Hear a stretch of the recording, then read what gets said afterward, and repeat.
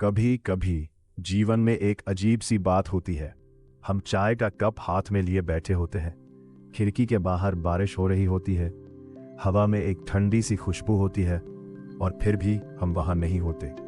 मन कहीं और भटक रहा होता है, कभी कल की चिंता में, कभी बीते हुए किसी पल के पछतावे में। ये कोई असाधारण बात नहीं है, ये हम सबके साथ होता है। लेकिन क्या आपने कभी सोचा है कि जीवन का सबसे कीमती क्षण कौन सा है?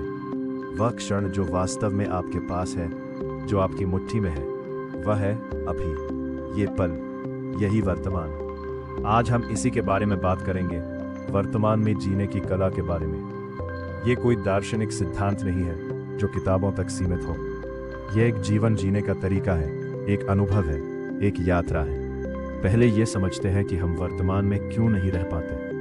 मनुष्य का मन एक अद्भुत यंत्र है। वह भूतकाल को याद कर सकता है और भविष्य की कल्पना कर सकता है। ये उसकी सबसे बड़ी शक्ति है, लेकिन यही उसकी सबसे बड़ी चुनौती भी बन जाती है।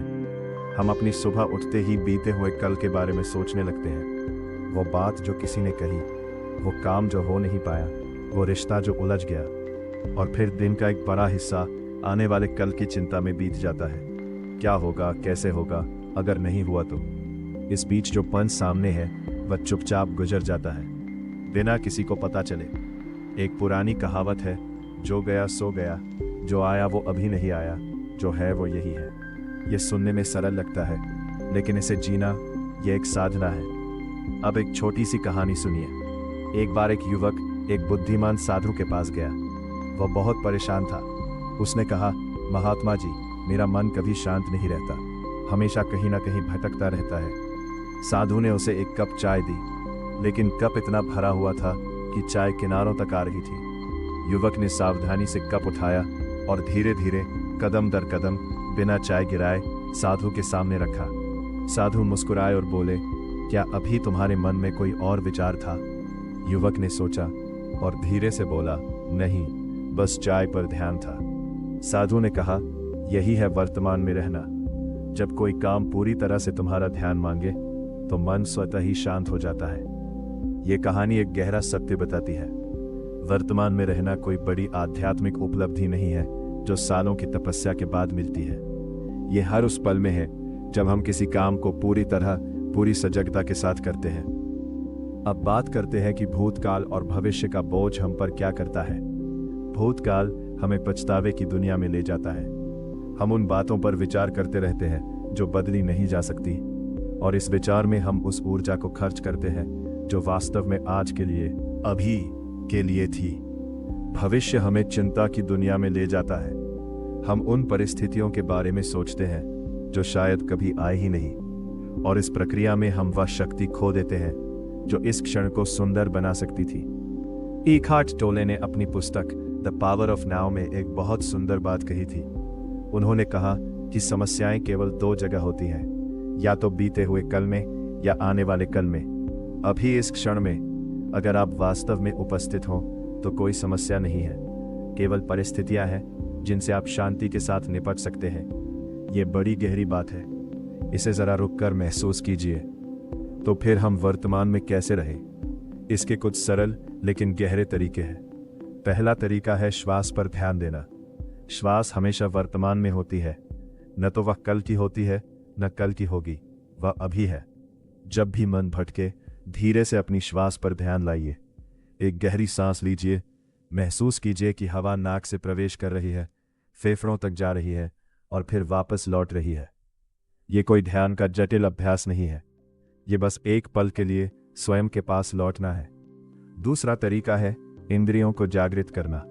जब आप किसी स्थान पर हो तो एक पल रुकिए और पूछिए, मैं अभी क्या देख रहा हूँ, क्या सुन रहा हूँ, क्या महसूस कर रहा हूँ? इस भोजन का स्वाद कैसा है? इस हवा की खुशबू क्या है? जब हम अपनी इंद्रियों से जुड़ते हैं तो मन स्वाभाविक रूप से वर्तमान में आ जाता है, क्योंकि इंद्रियां केवल अभी में काम करती हैं। तीसरा तरीका है एक काम एक समय। हम अक्सर एक साथ कई काम करने की कोशिश करते हैं। खाना खाते हुए फोन देखना, बात करते हुए कुछ और सोचना, ये मन को बिखा देता है।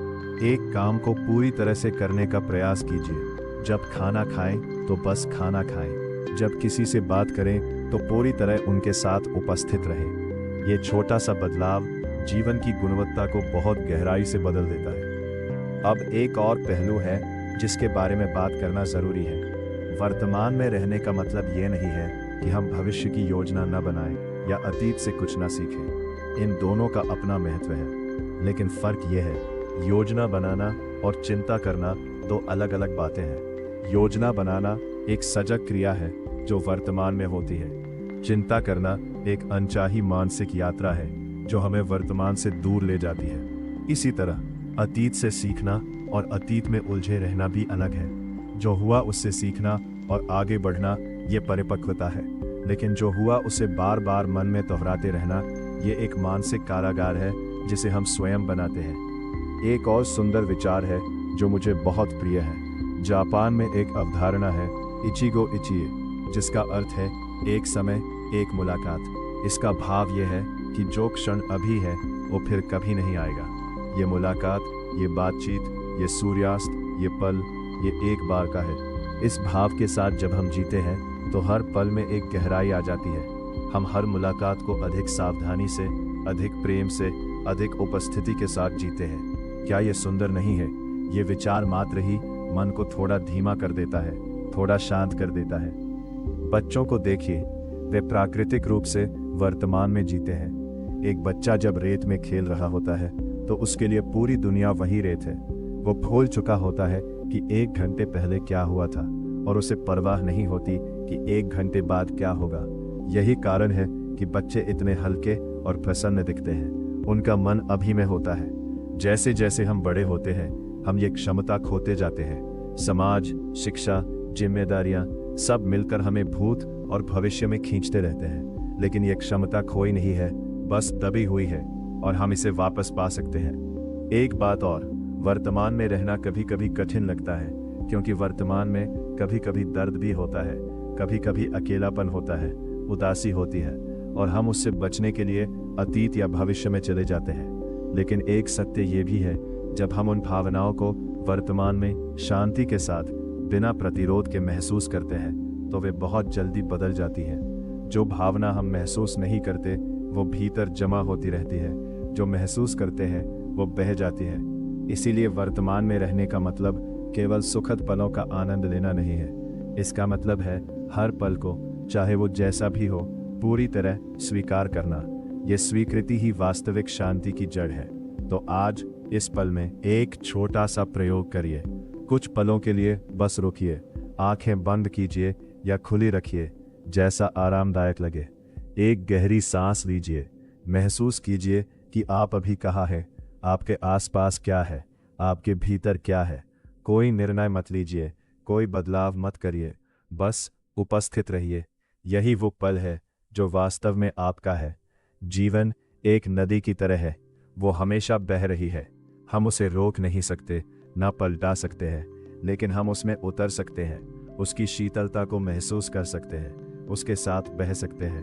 वर्तमान में जीना इसी तरह है।